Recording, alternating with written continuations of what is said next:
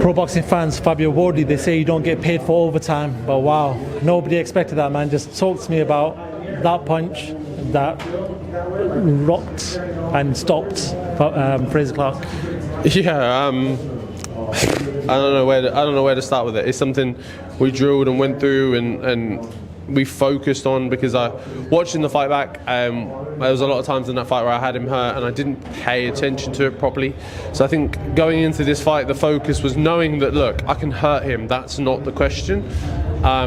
It's about hurting him and then following up in the right way, because he is smart, he is wily, he has got tricks up his sleeve, he is a warrior, he has got heart. If you knock him down, he will get back up as well. So it was about having to do it in the right way and follow up properly.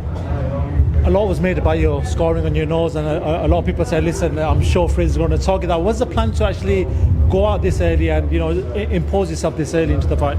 No, the plan was to start sharp and let him know that I'm sharp, I'm focused, and I'm ready. And for him to just be letting off jabs like I let him get away with too much in the first fight was not going to run this time. So I needed to make that statement early that I was ready and I was going to start letting hands go if you were going to try and start fast on me. And I think it worked pretty well. I saw Turki Al-Sheikh embrace you and you saw went forward, and what was being said between you two? That's just between me and him. Is it comfortable to say that you'll be on the next Riyadh season card at some point? Potentially. What does Fabio Wardley want? Because that throws you in with all the heavyweights, and we know Riyadh season is massive on these heavyweights. Where does that put you? It puts me in the mix. It puts me in the mix of those people who are sat waiting for them belts to fragment and waiting to be in the right position and waiting to be called for a mandatory, for an eliminator, something like that. I think that's where it puts me. And I think under the guidance of Frank Warren, Queensbury, and with Turki at the helm as well of boxing, I think it won't be too long before you see something like that.